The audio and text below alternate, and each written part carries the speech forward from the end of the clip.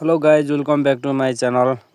र चाहिँ यो भ्लग चाहिँ केही समय अगाडिको हो। आज चाहिँ हामी जाँदैछौँ फाइनल्ली बुक ल्याउन कसको भन्दाखेरि बुक ल्याउन चाहिँ बहिनीको हो। हामी चाहिँ 9 क्लासको बुक ल्याउन जाँदैछौँ, त्यही पनि साथीसँग आज भेटघाट हुन्छ र केही समयको लागि हामी टाढा हुने भएकाले साथीसँग केही पर्सनली कुरा गर्दै र आज चाहिँ हामी ब्रेन चोकतिर जाँदैछौँ बुकहरू ल्याउन 9 क्लासको।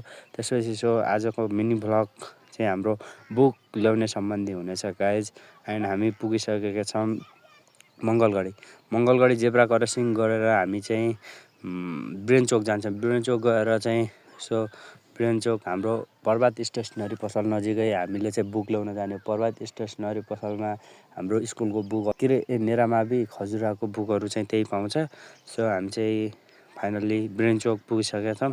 अब चाहिँ हामी ब्रेन चोक पुगिसकेपछि त्यहाँको लोकेसन पनि भेटाइसकेका छौँ। भेटाएर हामी साथी हामी चाहिँ त्यहाँको बुकहरूको रेट सोध्दै अनि बुकहरू पनि प्याक गरिदिइसक्नुभयो दाइले चाहिँ। हामी त्यहाँबाट बुक प्याक गरेर फाइनल्ली हामी चाहिँ बुक प्याक गरेर फर्किँदैछौँ गाइज।